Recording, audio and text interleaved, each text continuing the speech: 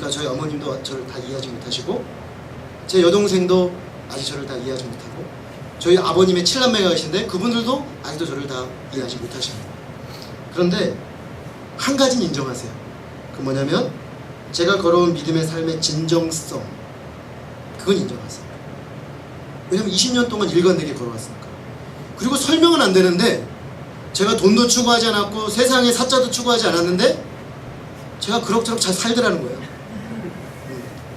그럭저럭 잘 살아요. 제가 이번에 교회 4층으로 지난 목요일날 이사를 왔어요. 우리 가족은, 특히 우리 3남매는 며칠 밤을 잠을 못 잤어요. 한 달 동안. 이제 교회로 들어간다는 그 생각 때문에. 왜냐면 지금까지 우리가 살던 집 중에 제일 좋은 집이에요. 근데 알고 봤더니 저희 어머님도 잠을 못 주무셨고 저희 장모님도 잠을 잘 못 주무셨어요. 드디어 얘네들이 좀 괜찮은 데로 가는구나. 왜냐면 제가 뭐 10평 조금 넘는 데서 살림 진짜 시작해가지고 애들이 3명 컸을 때는 한 방에 다 잤거든, 5명이. 그래서 간신 도저히 안 돼서 옮긴 거예요.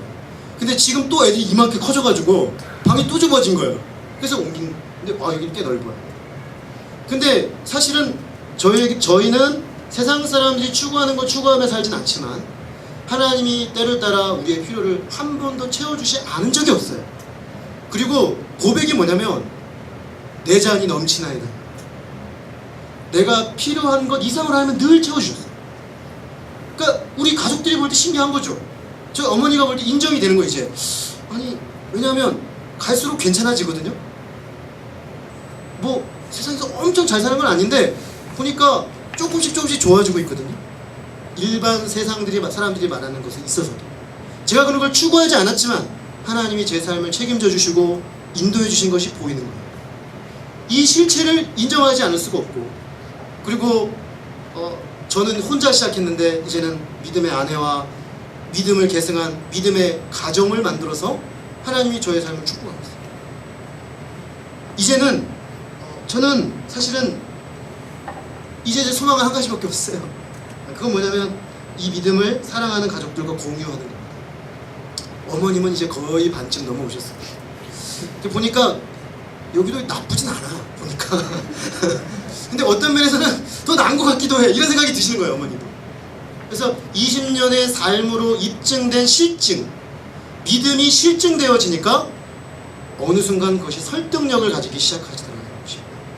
하루아침에 되진 않았지만 믿음의 능력이 점점 더 드러나고 있다는 것입니다. 그러므로 믿음이라는 건 어떻습니까? 인내와 강력하게 연결되어 있습니다. 20년. 저는 이렇게 많이 걸릴 줄 몰랐어요. 사실은 저희 어머니나 여동생이 더 빨리 돌아올 줄 알았어요. 적어도 5년 안에 돌아오실 줄 알았어요. 제가 얼마나 맹렬하게 기도를 했는지. 10년이 지났는데 10년 지났을 때 마음이 좀 약간 낙심이 됐어요. 하나님, 제가 하루도 빠지 않고 어머니와 여동생을 위해 기도했는데 어떻게 아직도 이런 상태로 머물 수 있습니까? 20년이 지났어요. 제가 깨닫는 게 있어요. 하나님은 믿음 가운데 인내하며 소망 중에 걸어가기를 원하십니다. 그러니까 조금씩 일하시는 것들이 보여요. 뜻밖의 제 아내도 집안에서 처음으로 믿었는데 이쪽은 벌써 끝났어요. 작업이 다 넘어오셨어요. 먼저 넘어오시고 이제 이쪽 남았어요. 이쪽. 근데 거의 넘어오고 20년 더 기다리시는.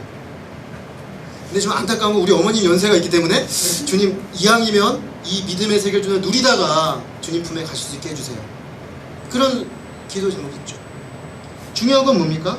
우리가 믿음으로 인내하며 소망하는 것은 결코 헛된 것이 아닙니다. 실체로 반드시 드러난다는 거예요. 사도 바울은 그 믿음을 이렇게 말한 적이 있습니다. 우리가 소망으로 구원을 얻었음에 보이는 소망이 아니니 보는 것을 누가 바라리요. 만일 우리가 보지 못하는 것을 바라면 참음으로 기다릴지니라. 여러분, 믿음은 소망하는 것입니다. 근데 누가 보이는 것을 소망합니까? 보이지 않는 하나님의 약속을 소망하는 것이죠. 그런데 그 소망을 가진 사람은 어떻습니까? 인내함으로 기다린다는 것입니다. 지금은 우리 눈에 보이지 않습니다. 내 눈에 아무것도 보이지 않아도 하나님이 약속하셨기 때문에 우리는 붙잡고 믿음으로 인내하며 걸어가는 것입니다. 그리고 믿음이 우리 삶에서 그것을 매일매일 확증해서 실체로 우리 눈앞에 보여주신다는 것입니다. 우리 안에 소망의 실상인 이 믿음이 날마다 견고해질 수 있기를 기도합니다. 그래서 인내로 믿음의 실체를, 소망의 실체를 이 땅에 보여주는 능력 있는 믿음의 사람들로 살 수 있기를 기도합니다. 둘째로 믿음은 하나님의 인정을 받습니다. 믿음을 인내와 연결시켜 정의한 히브리서 기자는 바로 이어서 2절에서 선진들이 이로써 증거를 얻었느니라 라고 말씀합니다. 선진들이 믿음으로써 증거를 얻었다라는 것입니다. 선진들이란 뒤에 나오는 믿음의 조상들입니다. 아벨과 에녹과 노아와 아브라함과 이삭과 야곱과 모세와 기드온과 바락과 삼손, 그 많은 믿음의 조상들은, 이 믿음의 조상들은 믿음을 행사함으로써 하나님 앞에 증거를 얻었다는 것입니다. 그들은 하나님의 말씀을 각자의 시대에 받았습니다. 그리고 그 각각 세대의 말씀 앞에 반응하는 믿음으로 나갔습니다. 그랬을 때 그들은 하나님의 인정을 받았습니다. 오늘 히브리서 11장은 그들이 하나님의 인정을 받은 기록들입니다. 그들은 이런 믿음으로 하나님을 기쁘시게 하고 하나님 앞에 끊임없이 인정받는 삶을 살았다는 것입니다. 이처럼 믿음이란 하나님께 인정받는 것입니다. 이것은 매우 중요한데, 당대 기독교인들은 믿음이 어려움에 빠진 사람들이 있었는데, 이 사람들이 왜 믿음이 어려움에 빠졌냐면 자신들의 믿음의 조상과의 혈통적 연결을 이 사람들은 매우 중요하게 여겼습니다. 그들은 이런 인간적 연결을 중요하게 여기면서 우리가 아브라함의 자손이다, 이게 유대교죠. 유대교는 다른 게 아니에요. 나는 아브라함의 혈통이므로 하나님의 백성이다라는 생각이 유대교의 핵심적 생각입니다. 즉 인간적 연결관계를 굉장히 중요하게 생각하는 거죠. 그래서 그들은 누굴 자랑하냐면 아브라함을 자랑합니다. 아브라함을 자랑해요. 그래서 그들은 아브라함의 믿음을 따라가지 않고 아브라함의 혈통적 관계를 따라갔습니다. 결국 그들은 자신들의 조상들의 믿음을 자랑하고 그들을 의지했지만, 정작 이 사람들은 조상들이 어떤 믿음으로 그렇게 살았는지는 관심이 없었습니다. 아이러니하게도 그들은 믿음이라는 이름을 사용했지만 하나님을 의지하지 않고 사람을 의지하고 인간의 혈통을 의지했습니다. 그러나 이런 믿음은 매우 위험합니다. 기초가 매우 불안정합니다. 진정한 믿음은 사람의 인정에 마음을 두지 않고 하나님의 인정을 받는 일에 마음을 둡니다. 여기 등장하는 모든 믿음의 선진들은 하나님께 인정을 받았습니다. 그래서 믿음의 선진들로 증거를 얻은 것입니다. 결국 이 땅을 사는 날 동안 현재 여기서 하나님께 인정받는 데 관심이 있고, 마지막 순간에 내 모든 삶을 하나님이 인정해 주시는데 그는 고대하고 그것을 바라고 살았다는 것입니다. 제가 이번에 여름 바이블 캠프를 다녀오면서 바리새인들의 그 바리새적 신앙의 문제점에 대해서 아주 심각하게 문제제기가 되었습니다. 근데 바리새적 신앙, 바리새인들이 정의하는 믿음과 예수님이 정의하는 믿음은 판이하게 다릅니다. 핵심이 뭐냐면 바리새인이 정의하는 믿음은 사람에게 인정을 받는 것입니다. 궁극적으로. 그래서 마태복음 6장에 보면 바리새인들의 의, 금식과 기도, 구제, 이 세 가지 의를 전부 그 앞에 뭐가 붙었냐면 사람에게 보이려고 이렇게 나왔어요. 사람에게 보이려고 금식하지 마라. 사람에게 보이려고 길 어기에서 기도하지 마라. 사람에게 보이려고 구제를 떠벌리고 하지 말라는 것이죠. 결국 바리새인의 믿음은 사람에게 인정받기 위한 몸부림이었습니다. 그러나 예수님은 중심을 보신다 했습니다. 중심을 보신 분은 하나님이죠. 사람은 중심을 볼 수 없습니다. 여러분, 사람에게 보이려고 하면 비참해집니다. 왜냐하면요, 사람은 우리 중심을 못 봅니다. 그러니까 사람들의 반응에 일희를 비하는 아주 비참한 신앙생활을 하게 되는 것입니다. 결국 우리는 앞으로 많은 믿음의 선진들을 보게 될 겁니다. 아벨과 에녹과 노아, 이 모든 믿음의 선진들을 볼 때 이 사람들은 사람이 아니라 하나님께 인정을 받고자 이 땅에서 사람들 가운데 기꺼이 나그네의 삶을 살았습니다. 사람들에게 인정받지 못해도 어디 누가 인정을 받았습니까? 에녹은 순교를 했죠. 아벨이 그랬죠. 에녹은 다들 하나님 떠나가는 길에 서 있었는데 홀로 하나님 앞에 동행하는 삶을 살았죠. 노아는 모든 사람들이 멸망의 길을 갈 때 홀로 방주를 지었죠. 사실 하나님을 기쁘시게 하려는 삶을 사는 사람은 반드시 사람들의 인정에서는 실패할 가능성이 있습니다. 그럼에도 불구하고 내 중심을 보시고 궁극적으로 우리를 보시는 하나님을 보고 하나님 앞에 인정받고자 하는 믿음, 그게 성경이 지지하는 믿음이라는 것입니다. 우리가 사람의 인정을 구하는 비참한 열매 없는 믿음 생활하지 않고 하나님의 인정을 구하고 하나님을 기쁘시게 하는 믿음으로 살 수 있기를 간절히 기도합니다. 그래서 거기서만 경험할 수 있는 참된 믿음의 기쁨이 샘솟아 오를 수 있기를 간절히 기도합니다. 바리새인의 믿음은 특징이 뭐냐? 기쁨이 없습니다. 의무감밖에 없기 때문에. 사람들 앞에서 의무감, 기쁨 없음. 하나님 앞에서 하나님을 기쁘시게 하는 사람은 의무감을 넘어서는 무한대 책임을 지지만 그 안에 엄청난 기쁨이 나는 샘솟아 오른다는 것이죠. 바리새인의 믿음을 버리고 예수님이 우리에게 제시하신 하나님을 기쁘시게 하는 믿음이 우리 안에 차고 넘칠 수 있기를 기도합니다. 셋째로 믿음은 참된 앓음을 가능하게 합니다. 3절에서 히브리서 저자는 믿음으로 세계가 하나님의 말씀으로 지어진 줄 우리가 아나니 보이는 것은 나타난 것으로 말미암아 된 것이 아니니라 라고 선언합니다. 모든 세계가 하나님의 말씀으로 지어진 줄 아는 것은 믿음으로만 가능합니다. 이 세상이 말씀 한마디로 지어졌다는 사실을 아는 지식은 믿음으로만 가능하다는 것입니다.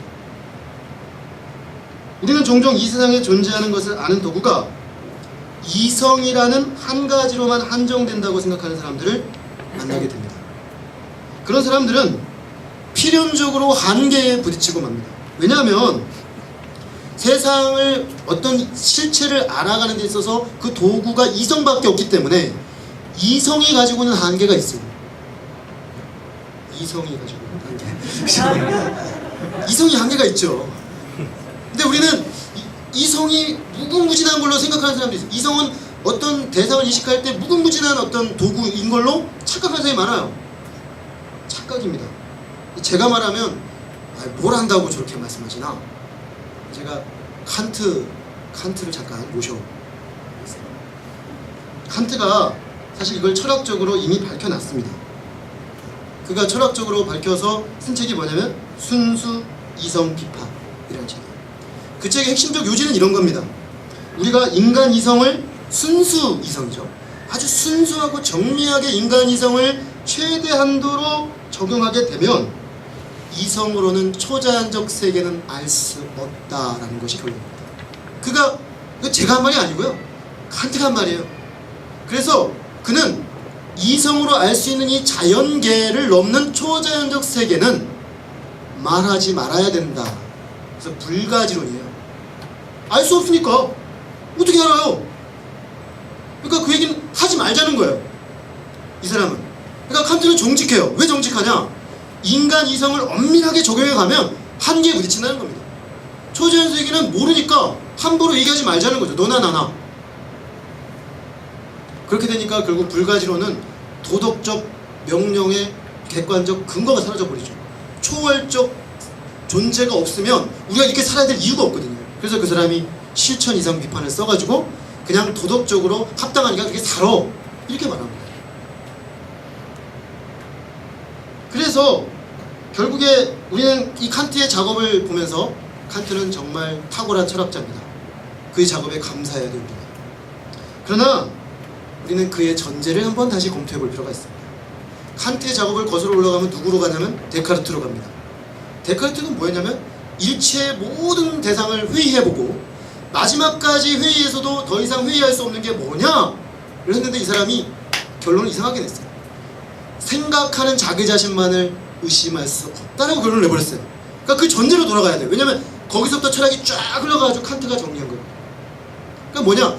데카르트에서 시작된 인간 이성을 중심으로 한 추구는 근본적으로 한계가 있는 거예요. 그러면 데카르트로 들어가면 답이 나옵니다. 생각하고 있는 자기 자신을 의심할 수 없다라고 했는데 생각하는 자기 자신만을 최상의 중심으로 봤기 때문에 한계에 부딪힌 건 아닐까요?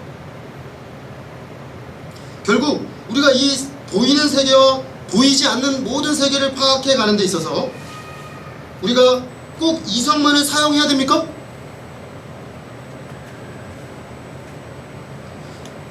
데카르트 이후, 계몽주의 이후의 사람들은 그렇게 다 생각하고 많이 살아요. 여기 대부분의 지성인들은 그렇게 생각하고 삽니다. 근데요, 데카르트 이전의 사람들은 그렇게 생각하지 않는 사람들이 대부분이었어요. 이성만으로 이 세상을 다 할 수 있다는 세계를, 예를 들어서 그 이전 사람들하고 만나서 예를 들어서 칼빈이라고 얘기해보면요, 왜 그래야 돼요? 이렇게 얘기할 겁니다. 왜 꼭 그래야 되죠? 근데 아무도 묻지 않아요. 왜 꼭 그래야 되느냐고 묻지 않습니다. 마치 인간 이성이 최종 권위자인 것처럼. 그렇습니까? 저는 동의할 수 없습니다. 특별히 거기에 대해서 오늘 성경은 그렇지 않다고 말합니다.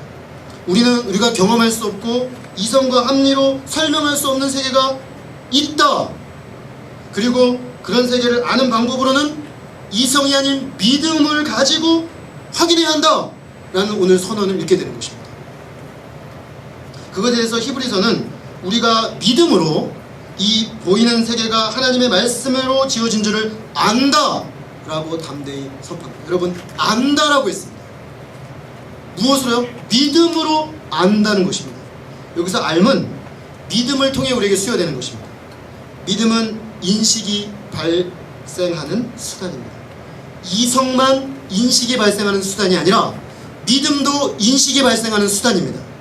이성도 알의 도구가 될 수 있지만 믿음도 알의 도구가 될 수 있다는 것입니다. 그리고 그 믿음을 통해 알게 되는 매개체가 무엇입니까? 바로 하나님의 기록된 말씀입니다. 우리는 기록된 하나님의 말씀을 믿음으로 하나님과 그 하나님의 창조와 구원의 세계에 대해서 알게 됩니다. 여러분, 하나님의 창조를 인간 이성과 과학적 발견으로 입증해낼 수 있겠습니까? 저는 불가능하다고 봅니다. 왜냐? 그것은 과학적 탐구로 결코 밝혀낼 수 없습니다. 과학적 탐구는 수많은 데이터를 가지고 최종적으로 입증해서 그것이 가설이 입증된 것만을 법칙으로 쓰는데 인류의 기원 문제를 어떻게 과학적으로 밝혀낼 것입니까? 그래서 결국에는 진화론이냐 창조론이냐 두 론만 있을 뿐 최종 확립된 법칙은 아직도 없는 것입니다. 결국 이 세계는 우리가 믿음의 영역인 것입니다. 저는 그래서 창조론도 믿음의 영역이고 진화론도 믿음의 영역이라고 봅니다. 우리는 믿음과 이성은 충돌되는 것이 아니라 이 세상을 알아가는 데 있어서 함께 가야 되는 실체라고 인정하게 됩니다. 그러므로 우리가 믿음으로 살아간다고 해서 이성적 사고를 멈춰야 된다는 것이 아니기 때문에 안심하십시오. 제가 왜 안심하라고 하냐면 오늘날 사람들은요, 우리가 믿음으로 산다 그러면 문외한지 알아요. 문외야. 그리고 문외야. 내 없는 애. 그 뜻이잖아요. 그래서 믿음으로 살면 친구들이 그렇게 봐요. 아유, 너는 이성을 포기했구나. 이성적 사고의 삶을 포기하고 그냥 문외하로 살겠다는 거야? 이렇게 얘기해요, 사람들이. 아닙니다. 아닙니다. 믿음으로 사는 삶은 이성적 사고와 같이 갑니다. 오히려 우리는 믿음 안에서 우리의 이성적 사고의 견고한 뿌리를 발견하게 됨을 믿으십시오. 저는 예수님을 믿기 전에, 믿음의 세계를 알기 전에 이 세상에 궁극적인 것에 대한 답이 없었기 때문에 제 이성이 나중에 꼬이는 걸 발견했습니다. 이성이 막 꼬여가지고 답이 안 나오는 거예요. 내가 왜 살아야 되는지도 모르고 살아요. 이게 이성적인 사람이에요? 내가 왜 살아야 되는지도 모르며 사는 사람이 이성적인 사람이에요? 우연이라고요? 답은 될 수 있겠지만 나는 그렇게 살고 싶지는 않더라고요. 근데 성경은 오히려 내가 왜 살아야 되는지 아주 정치한 이성적 기초를 마련해 줬어요. 그래서 오히려 하나님의 말씀을 통해 믿음으로 보이지 않는 세계를 볼 수 있게 되고 그 기초 위에서 이 보이는 세계를 이성을 작동하여 탐구해가는 이게 훨씬 더 견고하다. 그것을 발견했습니다. 또 우리가 이성적 사고를 하는 영역으로 들어가면 결국에 모든 형태의 믿음을 배제해야 한다라는 성급한 생각에 굴복해서는 안 됩니다. 왜 굴복해서는 안 되냐면 이런 생각을 하는 많은 믿음의 사람들이 학문의 영역, 이성적 사고의 영역에서 벙어리가 되기 때문입니다. 오늘날은 이성적 영역, 학문적 영역으로 들어가면 믿음에 대해서는 얘기하는 것은 아예 금기시가 되어버렸죠. 이거는 서양 철학의 역사 흐름과 관계가 있습니다. 18세기 계몽주의 이후에 대학 사회에서 나는 이런 기독교 신앙을 가지고 난 이런 학문 활동을 합니다라고 말하면 어우 이렇게 말합니다. 그러나 왜 그래야 됩니까? 왜 그래야 되죠? 사실 진화론과 창조론 논쟁을 봐도 우리는 참으로 크게 오해하고 있습니다. 진화론과 창조론을 대비시킬 때 사람들이 이렇게 많이 대비시킵니다. 진화는 과학, 창조는 믿음. 진화는 이성, 창조는 맹목. 이 프레임을 만들어놨어요. 그리고 우리도 그 프레임을 받아들여요. 왜 우리가 그걸 받아들여야 되는 거죠? 그건 그 사람들이 만든 프레임입니다. 우리는 이 프레임에 갇혀서는 안 돼요.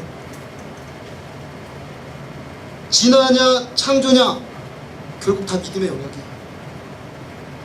진화론을 믿고 과학적 탐구를 하는 것이 가능합니다. 마찬가지로 창조론을 믿고 과학적 탐구를 하는 것도 가능합니다. Why not? Why not? Why not? 왜 불가능하죠? 어차피 자기 믿음의 기초에서 하고 있는 것입니다. 그러므로 마치 내가 과학자로서 탐구를 하려면 기독교 신앙을 먹고 들어가는 걸로 생각하는 사람들이 있어요. Why? 왜 그래야 돼요? 천만의 말씀. 오히려 내가 가지고 있는 창조의 신앙을 가지고 내가 가지고 있는 과학적 탐구를 근거로 삼아서 나아갈 수 있는 것입니다. 저쪽이 그게 가능하듯이 이쪽도 그게 가능한 것입니다. 우리는 창조주 하나님을 믿음으로 신뢰하는 가운데 과학적 탐구를 하는 것이 사실은 훨씬 더 합리적이고 견고한 과학 탐구의 기초를 가지고 있다고 주장하는 바입니다. 이것은 역사적 근거를 가지고 있습니다. 케플러, 항성 운항의 법칙을 발견해서 근대 천문학의 기초를 연 사람. 제가 과학을 별로 안 좋아해서요, 별로 아는 사람이 없습니다. 그나마 아는 사람이 케플러인데, 제가 왜 케플러를 아냐면 제 중학교 때까지의 꿈이 천문학자였어요. 그래서 제가 케플러를 아주 좋아했어요. 근데 이 사람은 아주 거의 목사님에 가까운 독실한 기독교 신자예요. 근데 그 사람의 모든 천문학적 우주적 발견의 기초는 뭐냐면 이 우주 만물을 질서, 코스모스하게 만들었다라는 하나님의 질서를 그가 신뢰했기 때문에 그 질서를 탐구할 수 있는 강력한 동인이 그게 있었어요. 그렇기 때문에 그는 근대 과학, 천문학을 열 수 있는 길을 얻었어요. 뉴턴은 또 어떻습니까? 그렇죠? 뉴턴도 그 기독교 신앙이 바탕이 돼서 자신의 과학적 발견의 토대를 얻었던 거죠. 오히려 기독교 신앙, 창조주 하나님을 믿는 신앙이 이 세계를 과학적으로 탐구하고 이성적으로 탐구해 가는데 더 강력한 기초를 가진다는 것입니다. 그러므로 우리는 이런 식으로 우리가 주장하면 맹목이고 반이성이라고 말하는 이 세상을 향해서 우리가 얼마나 견고한 기초를 가지고 있는지 알고 확신해야 하는 것입니다. 믿음은 공적 영역, 이성의 영역에서 침묵해야 될 그 무엇이 결코 아닙니다. 만약에 그런 믿음이라면 그 믿음은 가짜요, 반쪽짜리 믿음입니다. 교회 안에서만 말하는 믿음, 내 개인 내면 안에서만 말하는 믿음은 의미가 없어요. 한계적인 믿음인 것입니다. 너무나 무력한 신앙인 것입니다. 사랑하는 우리 형제 자매들이 믿음으로 이 모든 세계가 하나님의 말씀으로 지어진 줄을 아는 사람들이 될 수 있기를 기도합니다. 그래서 보이는 세계와 보이지 않는 세계 모두를 만드신 하나님 안에서 믿음과 이성이 손잡고, 그죠? 믿음과 이성이 등 돌리고 각자의 길을 가는 것이 아니에요. 하여튼 이성은 항상 믿음이 있어야 돼요. 그죠? 이성과 믿음이 같이 손을 잡고 같이 가는, 이게 맞다는 거예요. 같이. 그래서 그렇게 되면 어떻게 되느냐? 훨씬 하나님의 풍성한 세계를 더 깊이 탐구해 갈 수가 있는 거죠. 뿐만 아니라 이런 삶 속에서 보이는 세계와 보이지 않는 세계 모두의 주인이신 하나님, 그분을 새롭게 더 깊이 알아가는 행복한 삶의 여정에 나선 우리 모두가 되기를 간절히 기도합니다. 결론을 맺습니다. 믿음은 손으로 만질 수 없고 눈으로 볼 수 없는 것들과 관계되어 있습니다. 믿음은 우리의 바라는 것과 보이지 않는 것들과 관계되어 있습니다. 믿음은 보이지 않는 것을 보는 감각이요 기관입니다. 그러므로 우리가 보고 듣는 것과 같이 오관으로 인식한 것이 확실한 것이라고 하듯이 믿음도 확실한 것입니다. 구약시대 수많은 믿음의 사람들은 예수 그리스도를 통해 이루어진 구속 사역을 그 완성을 보지 못했습니다. 희미한 그림자밖에 그들은 못 봤습니다. 말씀을 받았지만 약속에 불과했습니다. 실체는 그들은 전혀 볼 수가 없었습니다. 그러나 그들은 믿음으로 그 실체를 보았습니다. 믿음으로 소망 중에 인내하며 그 실체에 접촉했습니다. 마찬가지로 믿음으로 우리는 경험하지 않은 태초의 창조 사건에 대해서 말씀으로 모든 세계가 지어진 것을 압니다. 믿음은 우리의 영적 감각 기관입니다. 믿음은 하나님께 인정받는 삶을 살게 하는 도구입니다. 믿음은 참된 삶을 가능하게 하는 유용한 도구입니다. 우리가 이 믿음에 견고하게 뿌리내린, 그래서 풍성한 믿음의 세계로 담대하게 걸어나가는 복된 주의 사람들 되기를 기도합니다. 기도하겠습니다. 하나님 아버지, 믿음에 대해서 섣불리 비웃고 또 믿음의 삶이 가지고 있는 기초가 매우 빈약하다고 함부로 비난하고 조롱하는 이 세대 가운데 우리가 믿음으로 살려고 할 때 필연적으로 부딪히게 되는 여러 가지 우리 안에 또 외적으로 들어오는 질문과 도전들에 대해서 오늘 말씀을 통해 다룰 수 있도록 은혜를 주셔서 감사합니다. 하나님 아버지, 믿음은 바라는 것들의 실상이요 보이지 않는 것들의 증거라고 했습니다. 하나님, 믿음은 우리의 미래와 관계된 소망 중에 인내하게 만드는 궁극적 능력인 것을 확신하게 됩니다.